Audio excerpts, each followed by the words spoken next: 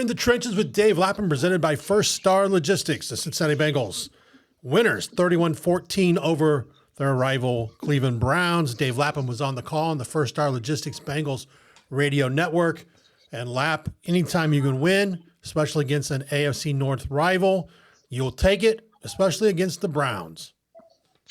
Yeah, no doubt about that. I mean, Cleveland Browns are heading to the playoffs. They're the 5th seed, in the playoffs. And the Bengals got embarrassed in week 1 in the opener up there in Cleveland. And for a good part of this football game, built a 31-0 lead and embarrassed Cleveland pretty well statistically, and end up cruising to a 31-14 victory. So they split the Battle of Ohio, and that gives them their first division win. You didn't want to go winless in the division. Tennessee won a division game today, so they were the only other team in the AFC, American Football Conference, that didn't have a division win. So everybody in the AFC is going to win at least one division game. Nobody gets shut out in that regard. So that's good. And the Bengals finished with a winning record for the 3rd year in a row. A winning record obviously was, from a goal standpoint, well down there. They wanted to win the division, then they wanted to make the playoffs and be a wild card. Those were if not win the division, those were the top 2 goals. So 500 or a winning record over 500 is down the list, but at least they got that. And really, history was made today for the first time since 1935.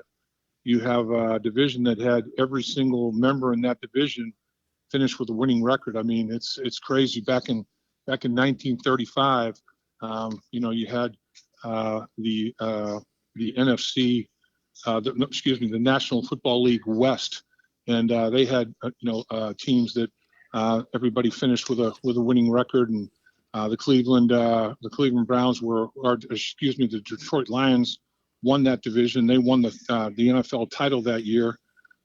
So that's a big piece. That's a little piece of history right there, that the Bengals are part of a division that every single team had a winning record. Like last year, it could have happened with the NFC East, but Washington finished with an 8-1 record, so they didn't finish above 500. Teams or divisions have had years where everybody has finished with a 500 record or better, but everybody to have a winning record or better, that's a rarity. And the Bengals, as part of the AFC North, which is the toughest division in football, get that done. When you look at things, Dave, yes, the Browns didn't play a lot of guys, kind of like the Bengals here previous season. But it was a game where guys were looking to set some marks. And one of those guys was Joe Mixon, who has a year left on his contract. But as you know, things in the NFL can change. And but Joe Mixon ends up getting a rushing touchdown. He becomes 2nd all time in rushing touchdowns behind a guy you know real well, Pete Johnson. Yeah, I mean, Joe Mixon is a guy that is consistent. I mean, the coaches love Joe Mixon because he gives them a consistent effort, and that is that he's going to give everything he's got every single snap of every single game. Joe Mixon never taps out. Joe Mixon never does not show up. I mean, he always answers the bell. And 111 yards on 14 carries today, and a rushing touchdown. Joe was part of a scenario where I think he had 5 rushes of 10 yards or more. And as a team, the Bengals had 8. Brown had 2 rushes of 10 yards or more, and Browning had 1 rush of 10 yards or more. So they had 8 carries that were, considered explosive, 10 yards or more on the ground. It was pretty effective. And the Bengals got that ground game going. I thought that was a big key in the football game. They had 183 yards rushing on 30 carries. I mean, they said we're gonna get after it. We're gonna run the football. We're not gonna, be one-dimensional here. And they ended up, running the football for more snaps than they threw the football, which is unusual in the Zach Taylor era, and it paid dividends. In the 3rd quarter, Jamar Chase gets a 4th reception on the game. It makes him a 100 reception receiver for the season, only the 3rd Bengal to do that, and a big number for Chase to reach for the season.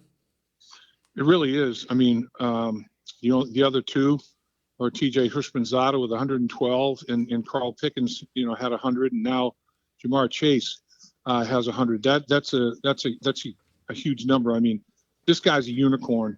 For him to be out there playing, I think is impressive. And like he said, his he put it at 73% is what his shoulder was operating at. So he's out there trying to play and make contributions, and he's one of a kind. I mean, there's not another receiver in the National Football League that physically and mentally have the things that Jamar Chase has for a combination. I mean, it is, his traits are very, very highly unusual and extraordinary in some cases. So he's a unicorn. He is definitely one of a kind. The other guy I want to give a bunch of kudos to is a guy that we're both good friends with, and in First Star Logistics, he's friends with everybody there. That's Sam Hubbard.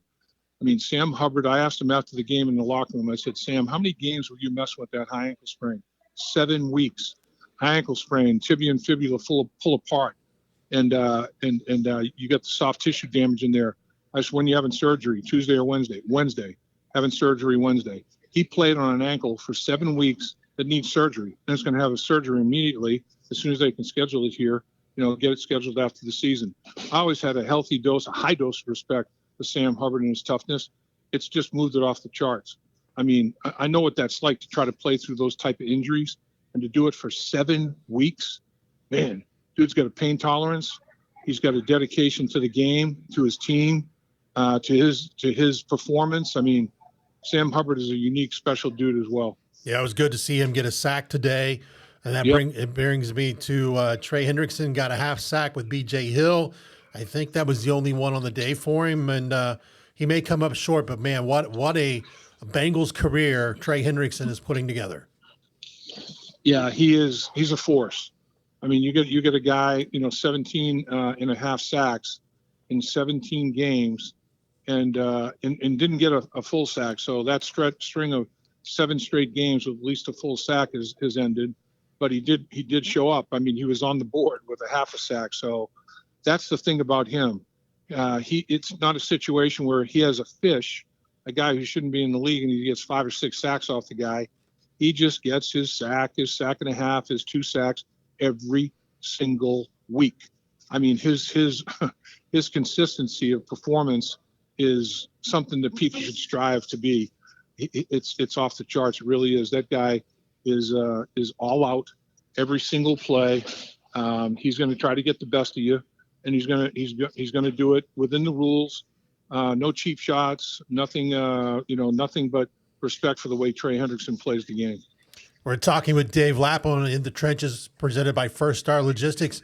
Lap, hard to believe, our final post-game call of the season, and we got to talk. I mean, we talk about the future with the playoffs out of touch this season. A lot about the young guys, and early on, Jordan Battle got his first career interception. He's one of those young guys we got to watch. Absolutely. I mean, he had the great interception. Lou Anarumo was blitzing him. He'd have him in the box as a linebacker and in playing run defense that way, and he blitzed him. He blitzed him in passing down situations. He knows he's got a Swiss Army knife with Jordan Battle that he can do a lot of things with, because the kid has not only a body that can do a lot of things from a versatility standpoint, he has a mind that can understand what Lou Anarumo wants him to do, from a versatility standpoint. And when you have a guy like that, that's a huge plus.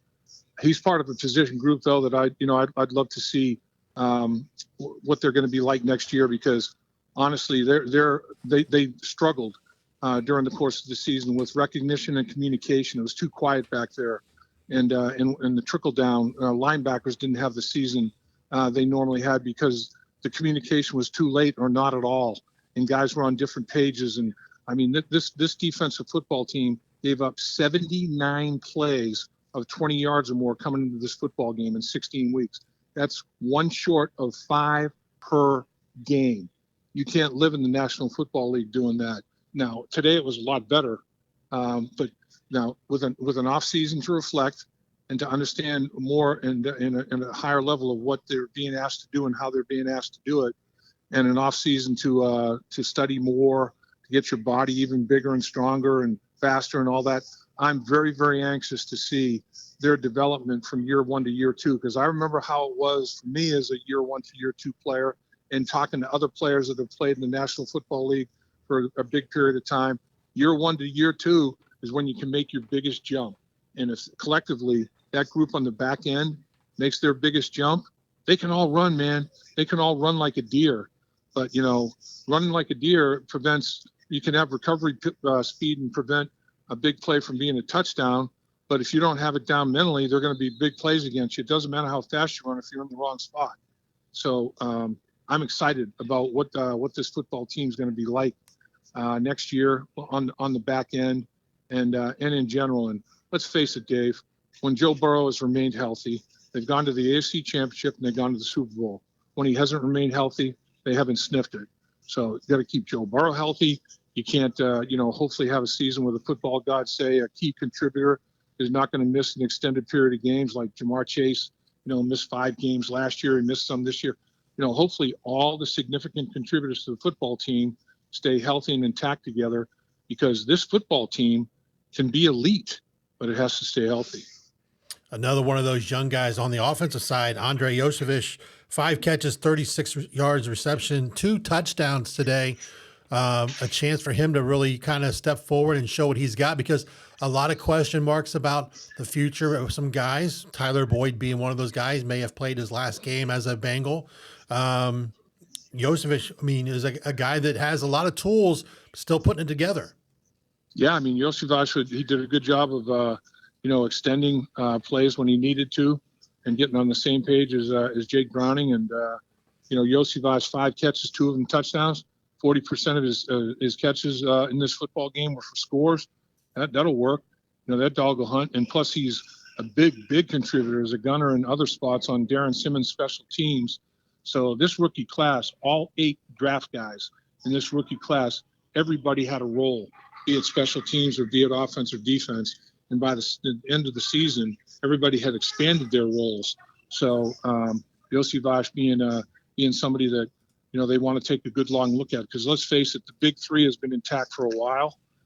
It's like, okay, you don't need a stud tight end because it's a wide receiver centric offense. And the tight end, they've gotten production as a group out of the tight end position. They got more catches and yards out of the tight end group this year than they got last year, with Hayden Hurst even in the mix. So everybody contributes. Everybody does a little. Nobody has to do a lot at the tight end position. But with the fact that the big 3 may be broken up, maybe it might not be as wide receiver centric, depending on how the young guys advance or don't. And you might say in the draft or free agency, geez, maybe we could utilize the tight end a little bit more, very easily adapt to it. Joe Burrow would not have an issue incorporating a tight end in the offense, maybe a little bit more, if they feel like they've got that on staff, on the roster already. Fine, let's roll with it. But yeah, there could be a shift, in how the ball is distributed, based on who's there and who's not. But the odds are the big 3 will not be back as a group. One guy that probably his future is probably set is at quarterback. We know about Joe Burrow, what he can do. Jake Browning cemented himself as the backup, I feel, going forward. 18 of 24, 156 yards, 3 touchdowns, 1 interception today against the Browns in a big win. And, this young man has earned what he's going to get. No question. On the first possession, threw an interception. Did he fall apart? Hell no. Compartmentalized, moved on. 75% completion percentage, 18 of 24. In his prior 6 starts to this, he was over 76%, which was number 1 in the NFL over that 6-week period. His 1,700 plus yards passing was number 1 in the NFL over that 6-week period.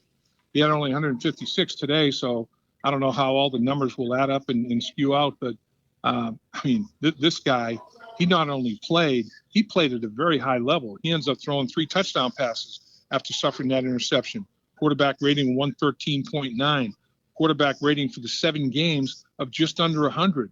He went 4-3 in those football games. I think if a lot of people were told before the season, Joe Burrow is going to be out for the final 7 games of the season and 3/4 of an 8th game. And what do you think? Do you think the Bengals are going to have a winning record? I'll guarantee you that not a whole lot of people would vote for the winning record. Well, Jake Browning stepped up. Jake Browning took advantage of his opportunity. Opportunity knocked, and he opened that door wide and played at an extremely high level. Now, will he be a starter right away in the National Football League? Who knows? There's a lot of talent in the collegiate level coming out in this year's draft. But like you said, Dave, he is the Cincinnati Bengals are sold on him as a backup, and I'll guarantee you the 31 other teams in the National Football League are sold on him in a backup position, worst case scenario. And there's worse lives to live than being a backup quarterback in the National Football League, making a good chunk of change, and not necessarily having to get your body beaten up, but when called upon, be able to respond. And that's the thing that everybody's going to realize. I mean, this wasn't just put the fire out for a quarter or a half or a game or whatever. He was the guy for 7 starts, and he finished over 500, and he put up big numbers. He had historic numbers for a guy for his first 2 and 3 starts in the National Football League. He just didn't play. He played his tail off. And, if it doesn't work out with the Bengals for a nice contract as a backup situation, there's 31 other teams that have taken great notice of Jake Browning. There's no doubt. And the thing is, he showed it with his feet again today too, Dave. I mean, he rushed for 18 yards on a couple of carries. He had an 11-yard run himself. So he had one of the explosive plays, rush of over 10 yards, and he extended plays when he got out of pocket, making people miss and showing some elusiveness as a quarterback. I mean, the guy can play. Bottom line, he can play. I think he's one of the biggest stories of the season. A guy that we didn't talk about a lot this season, but had a decent game. It looked like today, without looking at film, just seeing him flash was on defense was Joseph Asai, and he's going to be fighting for a roster spot come next camp, because you also have Murphy, who we saw his role expand throughout the year. Yeah, but I think Joseph Asai, it's unfortunate. Joseph Asai, in my mind, is a 2-year player, even though he's 3 years in the NFL. He missed his whole rookie year because of injury. I mean, he got hurt in training camp, never played a snap. So now it's his second year, and he missed a good part of this year because of injury. He wasn't available, but he's been available now for a while, and he was like, frothing at the mouth, trying to get in there and show what he can do. Big tackle for loss, big pressure, hit the quarterback's arm, ball goes airborne, interception. Shoot, I'll take that over a sack any day. Are you kidding me? A turnover caused by your pass rush? Joseph Asai flashed. Joseph Asai has some traits. He checks a lot of boxes. I mean, this kid, he ended up playing some defensive tackle in the nickel form. He played some edge. You can never have enough players on your edge rotation. And I'll tell you, I wouldn't give up on that guy. I think that guy has got a lot of potential. You're in the trenches with Dave Lapham, presented by First Star Logistics, doing our final post-game call after the Bengals end up with a winning record at 9-8 and a win over the Cleveland Browns. We'll take that any day. And Lap, we have to talk about First Star Logistics' final giveaway from this season. They were doing a giveaway every week the Bengals played this past season. Awesome prizes given away. And the last one includes you. You get to go to dinner at Jeff Ruby's along with Malik Wright, and some lucky winner that'll be announced probably sometime Monday, Tuesday by First Star Logistics. And but we just can't get over with all the things that First Star Logistics do. Well, Jeff Ruby's is known as one of the best, if not the best, restaurant that Cincinnati has to offer. So no shock that First Star Logistics, in the way they do everything first class, sending us to Ruby's for a dinner. And I know one thing, I don't mind a good steak, no doubt about that. So it's going to be a lot of fun. There's going to be some good grub, some probably adult beverage, some football stories will be thrown around. We're going to have fun with a winner that appreciates the game of football. So that'll be a great night. Really looking forward to it. Again, the Bengals 31-14 winners over the Cleveland Browns, finished 9-8. Lap, how hard is it when you played for the Bengals 10 seasons, and you had those times where it was time to pack up the locker and know that there could be uncertainty to the season ahead, that you report back for all the different OTAs and mini camps and things like that, and workouts that you have to do on your own, and your NFL future for some guys hanging in the balance. Don't know if you're going to be back in Cincinnati or somewhere else when you're packing everything away and getting ready to head home for the off season. Dave, that's one of the more difficult parts of being a professional athlete, of playing in the National Football League, is when the season ends, the composition of the team you just played for is going to be different. Everybody's not back. And that's just the nature of the beast. That's a given. It is uber competitive. The average career of an NFL player is still less than 4 years. So, I mean, if you're able to hang on for 4, you're beating the odds. And there's not a football team. All 32 are going to have roster changes. There's salary cap scenarios that dictate it. There's just, guys getting a little long in the tooth, and they were on the back 9 going into the season. And now they're putting on 18 as they finish the season, from a career standpoint in terms of years played and snaps taken and body worn on and all that sort of thing. So there's a myriad of reasons why the team's going to be constructed differently, but it's going to be different. And you look around and you say, I wonder who it's going to be. I'm going to have to say goodbye to some friends and try to make some new relationships and new friends. And particularly in the offensive line where, you really do make bonds with guys. You become lifelong friends. I do want to give some kudos to this year's offensive line. Every single guy started 17 football games. And you're not 100% healthy every week of the season to go play, the games in the National Football League. But everybody sucked it up and started and played a preponderance of the snaps together. And, I mean, these guys are close. The Super Bowl offensive line that I played on in 1981-82. I mean, it's lifelong friendships with those guys. And these guys feel the same way. So when that changes and you lose a guy that you've been going to battle with and you do anything for, if you mess with one of us, you're messing with all of us kind of mentality. That is a very, very unique bond from a workplace standpoint. You're never going to find another job like it if, in fact, you're not playing anymore in the National Football League, or, if you are, you have to try to establish those relationships, at another place, and then hope you see your old friends down the road somewhere sometime. So that's the unique part of the business, and sometimes it can be a tough part of the business, and sometimes it can be an exciting time of the business. Man, we got this high pick. When Anthony Munoz got drafted, I'm like, I can't wait to see this guy. I mean, gosh, the way they're talking about him. And then when I saw him, I'm like, oh my God, he's more than was advertised. I mean, this guy is like, I mean, I've never seen anything like this. So you're excited about, that kind of an addition to your football team. So that's the unique part of life in the National Football League.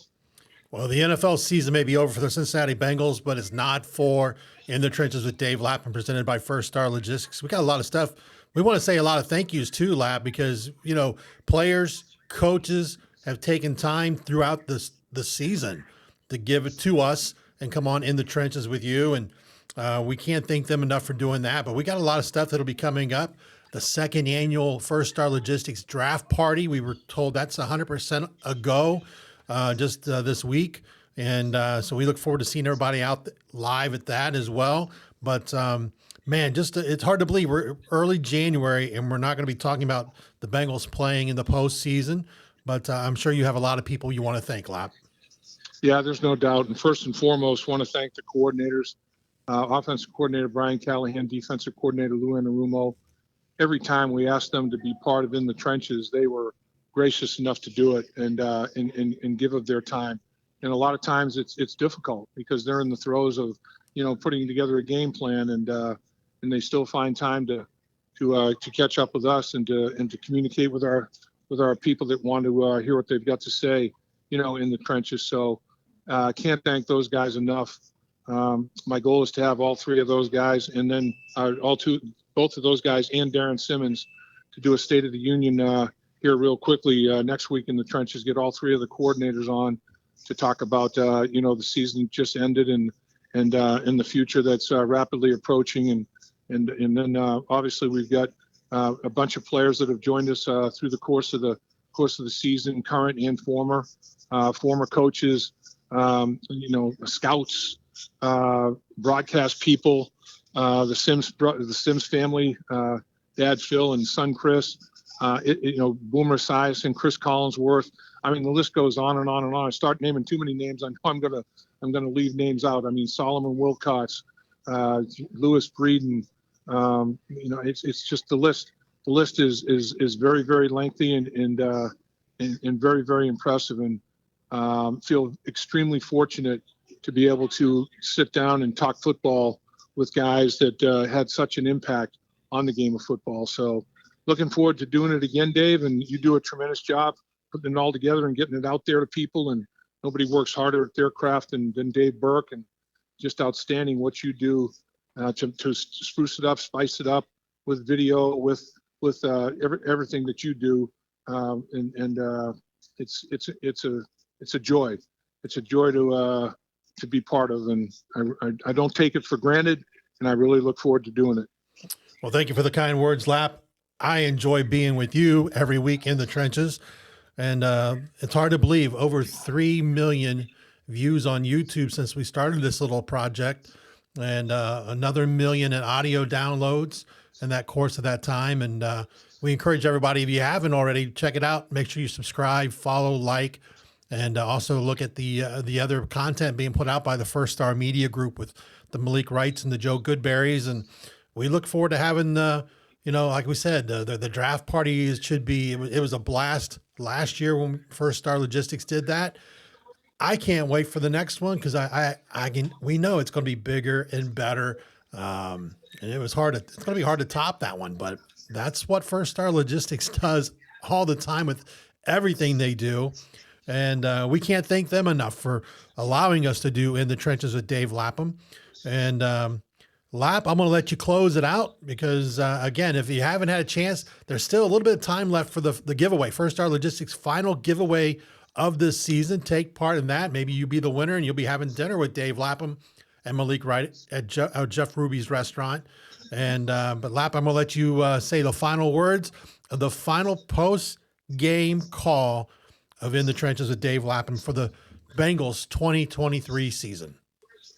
Well, I've enjoyed each and every one of them, and I wish we were going to be doing more, but unfortunately we're not. But like you said, Dave, the one thing about Kevin and First Star Logistics, the company that he loves and continues to build an empire with, they don't settle. I mean, it's like, all right, we've done this, we're going to do that and more. It's like let's leave what we've done for our best performance in the dust, and let's set another bar. Let's raise the bar, and that's what it's all about. Kevin sets a high bar, and we try to reach it. So we're going to try to do a little bit more and do it a little bit better. And that's what it's life's like at First Star Logistics, and that's what life's like in the National Football League. I mean, it's just being average isn't good enough. You got to be the best. You got to be the best of the best. You got to be amongst the best of the best. You have to compete with the big boys, and to have success and live and survive in the National Football League. And that's the way we approach it at First Star Logistics as well. And everybody pushes everybody else for peak performance, and that's what it's like in the National Football League, man. You love your teammates because they're not only working as hard as they possibly can, they're pushing you to be a better version of yourself.